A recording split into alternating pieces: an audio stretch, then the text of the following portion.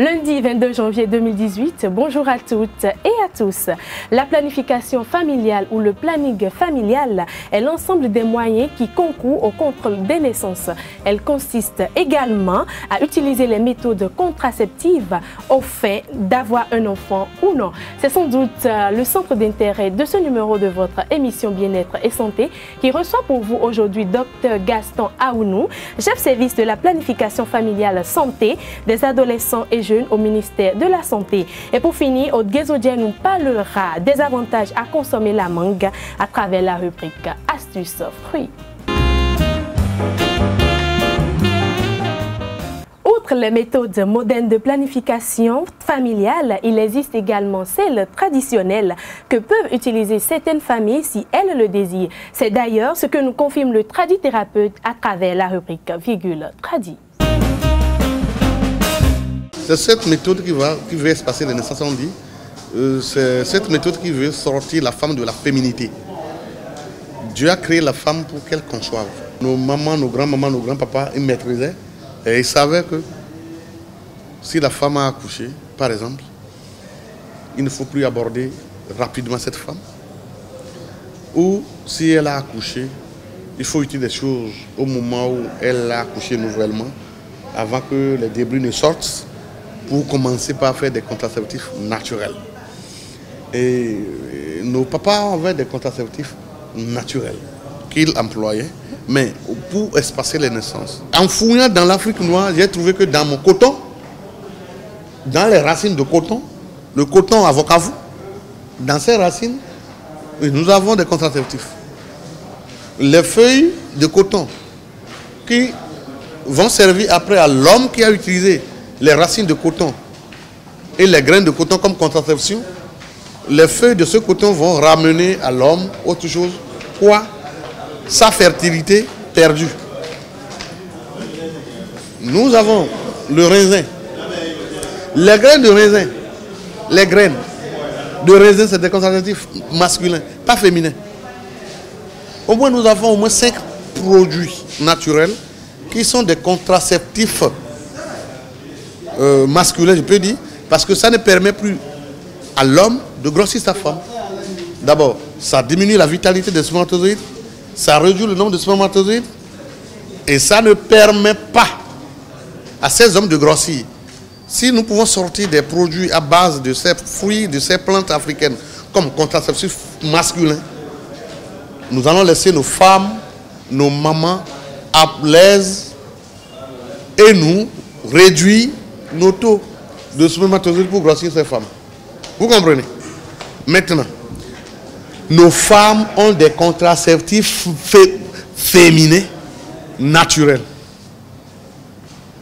Le yessiquin, par exemple, c'est un contraceptif. Les feuilles de quinqueliba, c'est un contraceptif. Le sida akuta, c'est un contraceptif. Et que la femme qui ne veut pas avoir pédovie qu'on dit, des enfants rapidement là, pédovie qu'on dit, il suffit qu'à son accouchement, il y a une plante qu'on appelle achampon. J'ai oublié son nom scientifique. Qu'elle cherche les feuilles de achampon, qu'elle prépare ça avec de la potasse. Elle ne boit pas ça. Hein. Elle prépare ça avec de la potasse.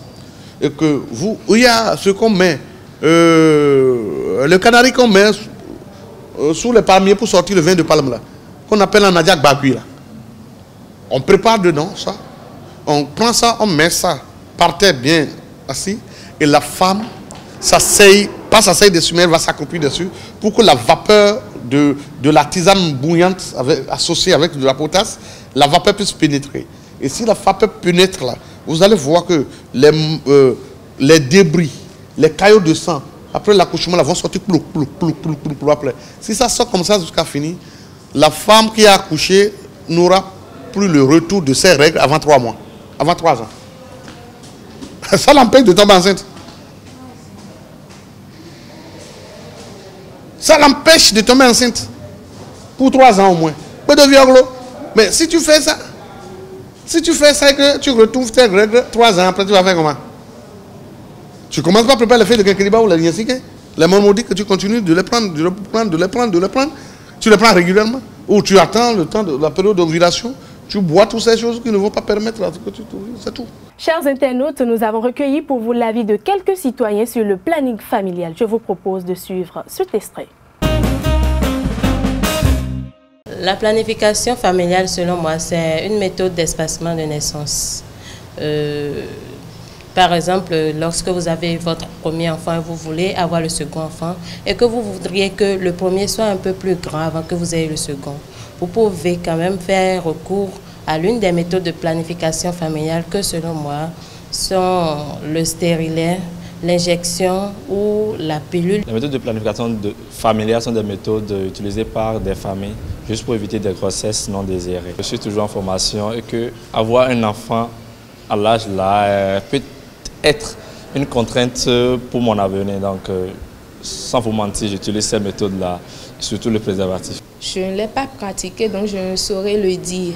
Mais ça, je sais que ça a des répercussions sur la santé de certaines personnes. Pourtant, ça marche pour certaines personnes. Du moment où j'utilise et que je n'ai pas encore enceinte, je peux affirmer que c'est efficace. Les méthodes de planification familiale ont vu le jour dans les années 1960.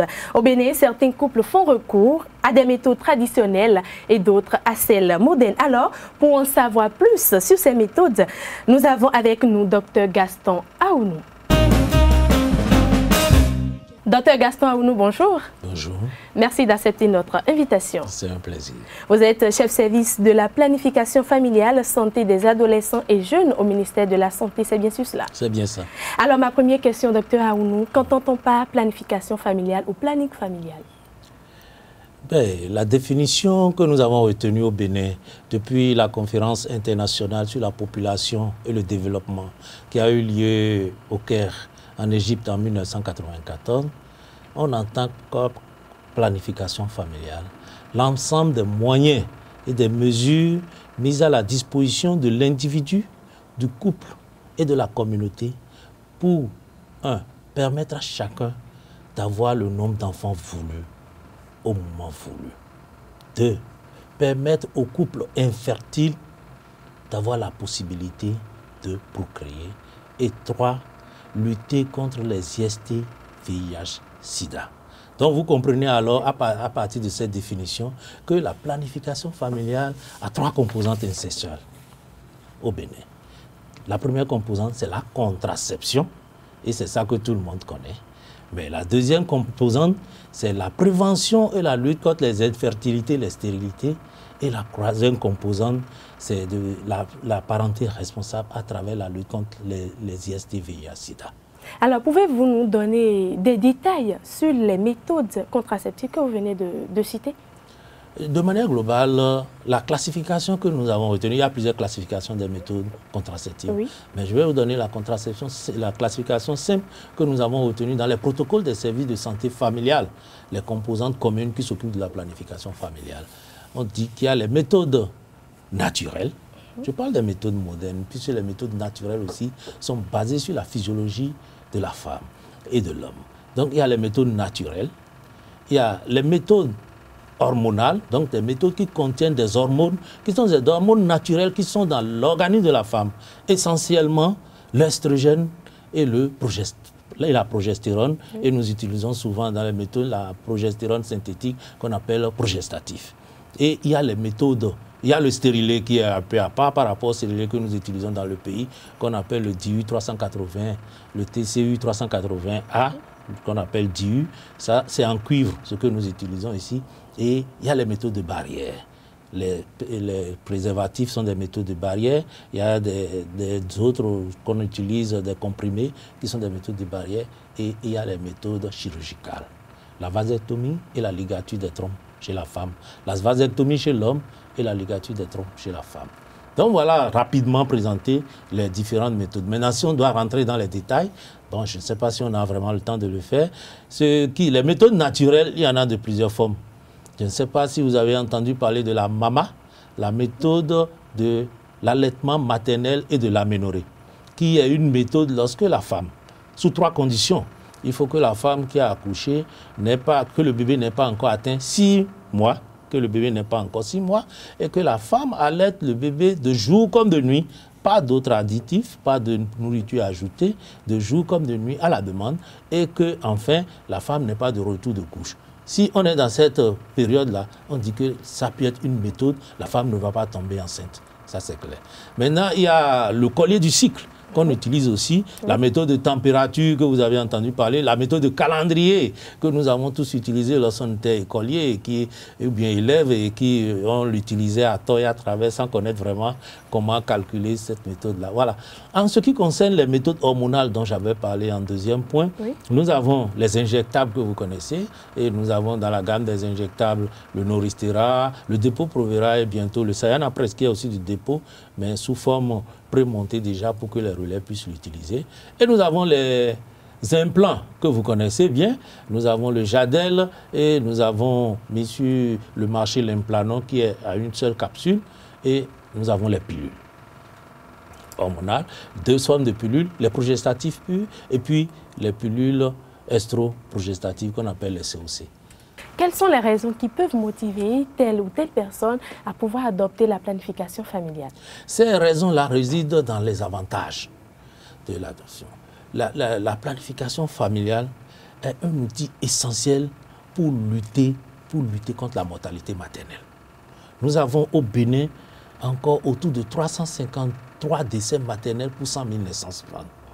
Donc au Bénin, comme on le dit souvent, au moins 3 femmes meurent chaque jour pendant la grossesse, ou bien dans les suites de couches, dans les 42 jours après la naissance, après l'accouchement.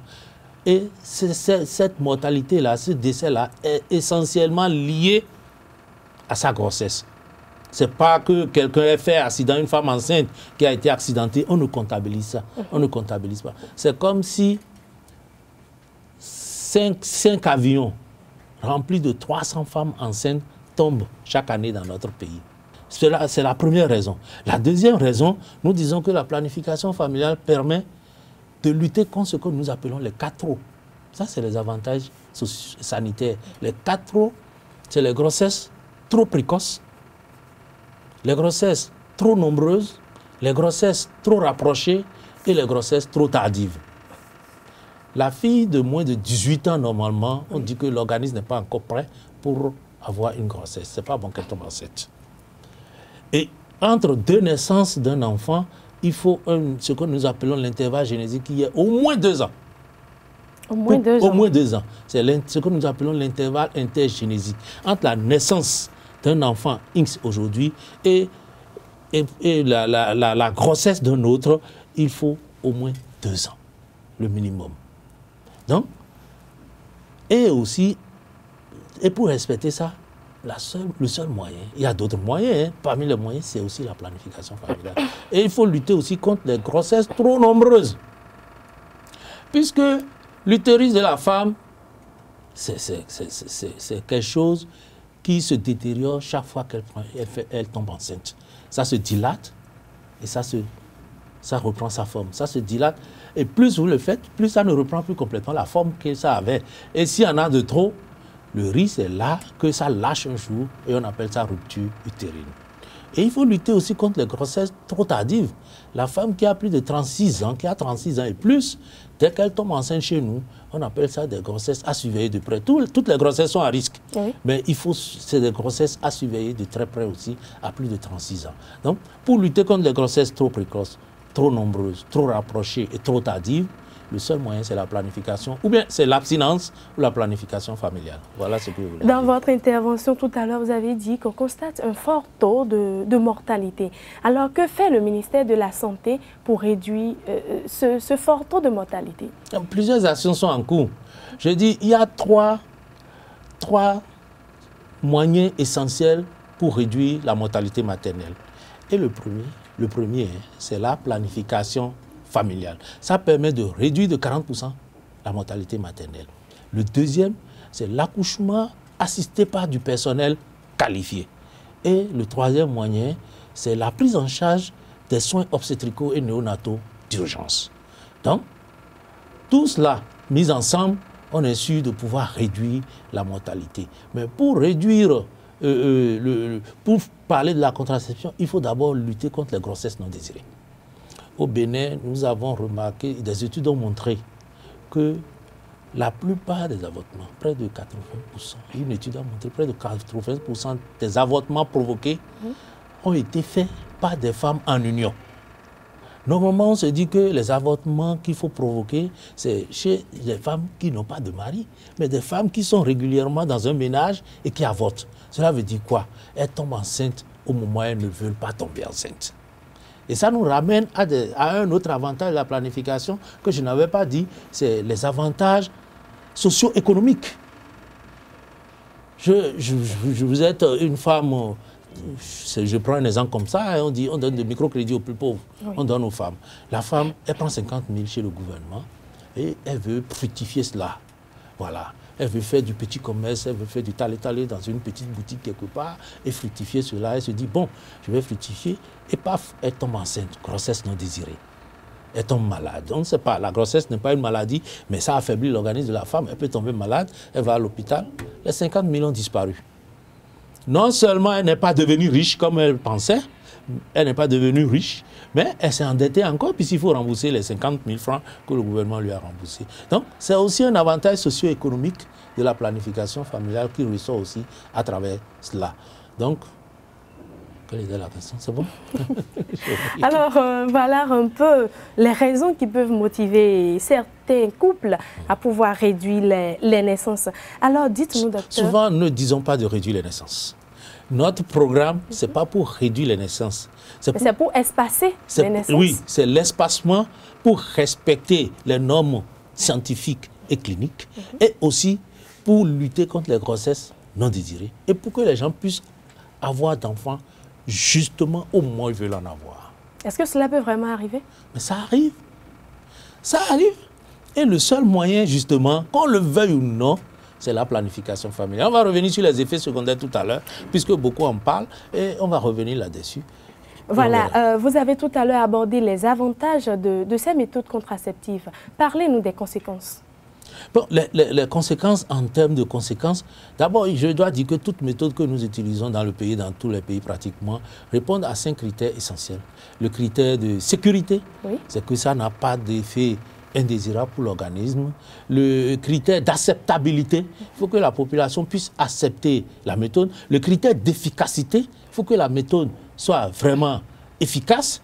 Et le critère de réversibilité, c'est-à-dire lorsque vous arrêtez l'utilisation, il faut que l'organisme puisse avoir, souvent les gens lorsqu'ils arrêtent c'est pour avoir de grossesse, il faut que la grossesse survienne lorsque vous arrêtez.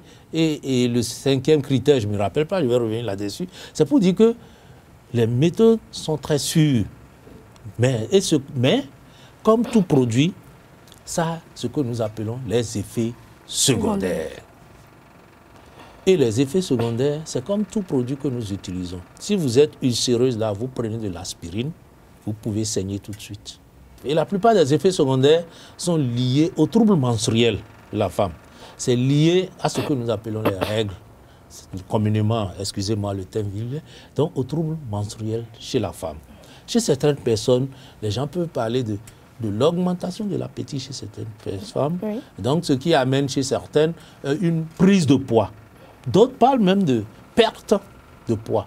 Et on parle de céphalée pour les méthodes hormonales surtout, et la plupart c'est les troubles des règles. Soit les règles deviennent très rares, ou bien en quantité moindre, ou bien disparaissent, ce que nous appelons l'aménorrhée. N'est-ce pas un fait de la ménopause par hasard? Pas du tout. Ça peut être lié aux produits contraceptifs et particulièrement aux produits qui contiennent les progestatifs, comme les injectables que nous utilisons, comme les implants. Donc, l'effet secondaire que ça amène, les effets que ça amène, c'est souvent cela. On connaît ces effets et on sait comment les gérer. Et on sait que si ça gêne la femme, on peut savoir comment lui changer de méthode. Donc, c'est pour dire que les effets secondaires des méthodes contraceptives sont connus. Et souvent, ce n'est pas des effets dangereux. Mais ça gêne nos femmes. La plupart des femmes, certaines femmes ne supportent même pas l'aménorrhée. Encore que si moi j'étais une femme, j'allais supporter l'aménorrhée, ça allait me faire beaucoup plaisir parce qu'elles se disent que non, c'est la ménopause dont vous avez parlé tout à l'heure. Alors que ce n'est pas ça, c'est lié à l'utilisation de produits. Si vous connaissez, si vous savez comment cela agit, vous allez comprendre. Mais ça va me prendre du temps pour expliquer comment les produits agissent sur la cavité utérine, ce qui n'amène plus les règles chez les femmes. Alors tout à l'heure dans votre intervention, vous avez parlé de la prévention par rapport aux IST. Je veux vous demander, docteur Aounou, quels sont les rôles des préservatifs masculins et féminins dans la méthode contraceptive? Ça c'est bien. C'est les seuls produits que nous avons qui font de la double protection, ce que nous appelons la double protection. Non seulement ces produits, les préservatifs masculins comme féminins, protègent contre les grossesses non désirées, bien sûr, mais aussi elles permettent de lutter contre les infections sexuellement transmissibles et le VIH. Les autres produits, non. Il n'y a que ces deux-là.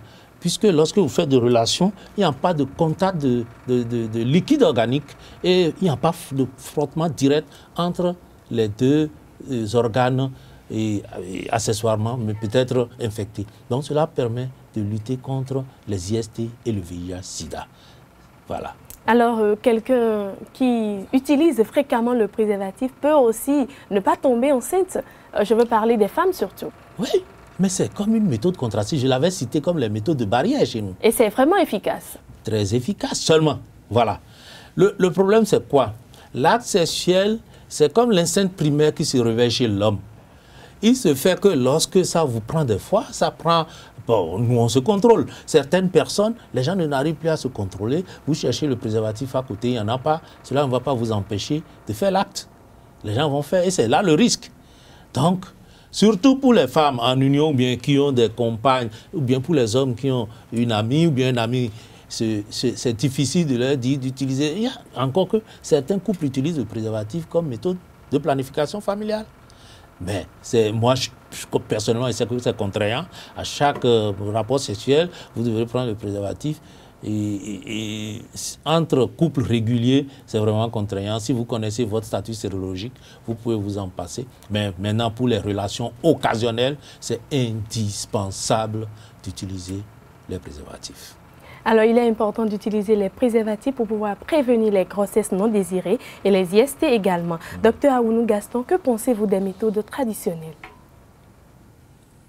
Les méthodes traditionnelles, je veux comprendre, vous voulez parler des méthodes de chez nous. Oui, voilà. Voilà, non mais pour qu'on puisse appeler ça méthode d'abord, il faut faire des études. Moi, bon, je suis un sceptique, tant que des études n'ont pas été faites, il est difficile de parler de l'efficacité d'un produit. Je suis sûr que les gens nous diront qu'il y a des plantes qui contiennent qui ont des effets contraceptifs. On m'en a parlé, on m'en a montré. C'est bien possible. Mais quel est le dosage? C'est là le problème. Et comment l'utiliser? Ce n'est pas quelque chose qu'il faut prendre tout le temps. Ce qui n'est pas normal. Il faut savoir la quantité à prendre et quel est le principe actif et comment ça agit dans l'organisme. Si on ne connaît pas, c'est difficile de dire que c'est efficace. Alors, voilà votre opinion sur les méthodes traditionnelles qui existent. Des conseils à donner par rapport à la planification familiale à tous les couples?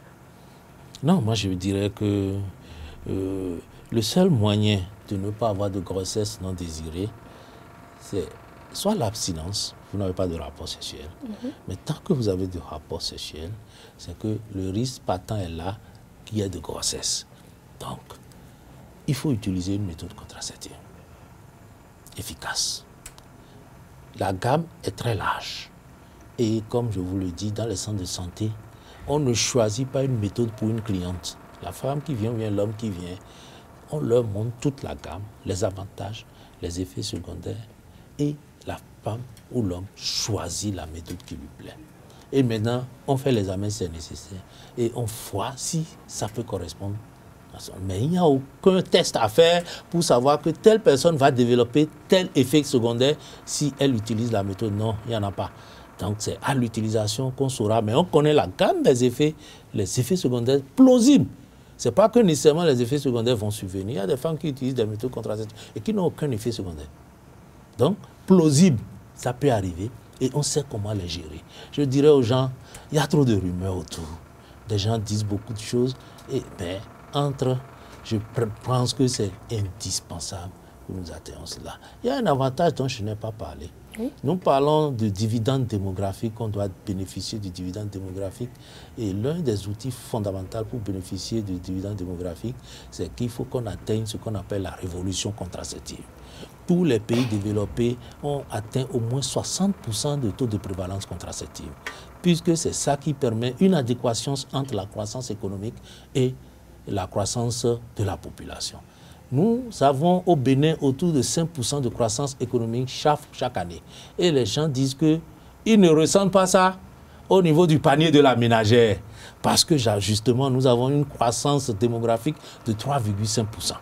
Oh, les économistes disent que pour avoir une amélioration du panier de la ménagère, il faut que la croissance économique soit au moins 3 fois la croissance démographique. Comme nous avons une croissance démographique de 3,5%, il faut qu'on atteigne une croissance économique à 2 chiffres, comme le disaient certains, autour de 11% avant qu'on ne commence pas à ressentir la croissance économique de notre pays. Donc voilà justement, au niveau micro, c'est la même chose.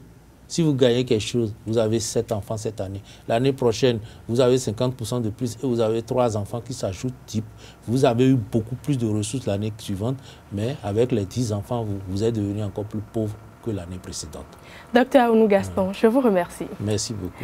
Mesdames et messieurs, dans votre couple, vous avez le libre choix alors parmi ces méthodes contraceptives aux fins de contrôler les naissances. La dernière ligne droite de cette émission, c'est bien sûr la rubrique Astuces Fruits avec Aude Guézodje. Aude Guézodje, bonjour. Bonjour Tatiana. Comment vous vous portez? Je vais très bien chez vous. Je rends grâce à Dieu. Bonjour docteur. Bonjour Aude. Alors Aude, les fruits c'est avec vous, plus précisément la mangue. Hein? Alors on retient quoi? On retient que la mangue est le 4e fruit le plus cultivé au monde. Utilisé pour les salades de fruits, les confitures, les pâtisseries et certains alcools.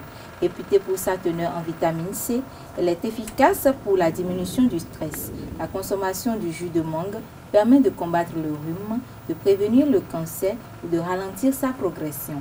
Mais aussi, elle permet de réduire les maladies cardiovasculaires, vasculaires cérébrales et inflammatoires. Pour finir, il est conseillé de consommer le jus de mangue naturel et frais si possible. Aude, j'espère que vous en consommez, hein? Beaucoup, j'adore beaucoup la mangue. Ok. Alors, docteur, de tout ce qui est dit sur la mangue tout à l'heure, dites-nous un peu quel est le rôle que joue la consommation des fruits en général lors de la planification familiale.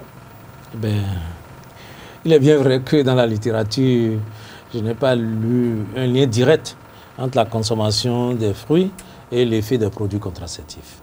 Mais, de manière globale, on sait que les fruits, de manière générale, que ce soit la mangue et les autres fruits, sont nécessaires pour l'organisme humain. Parce que nous savons que ça permet à l'organisme de bien digérer les aliments. Et ça donne de la vitamine. Vous avez parlé de la vitamine C pour la mangue. Il y a d'autres vitamines dans beaucoup d'autres fruits. Ça améliore le transit intestinal. Donc, pour les méthodes contraceptives, je pourrais dire que la femme qui utilise la mama, comme par exemple, j'en avais parlé, la méthode de l'allaitement maternel et de l'aménorrhée, c'est toujours bon de consommer des fruits pour avoir beaucoup plus de lait maternel à donner à son enfant, puisque ça aide à la montée laiteuse. Donc, de manière générale, voilà ce que je vais dire. De manière directe, il n'y a pas un lien que je sache. Je n'ai jamais entendu parler, mais pour l'organisme humain, c'est toujours utile de prendre des fruits. Merci à vous, Aude Guézodje, docteur Gaston Aounou. Merci d'être passé sur ce plateau. Chers internautes, c'est déjà la fin de cette émission que je vous remercie d'avoir suivi. D'ici là, portez-vous bien. Au revoir.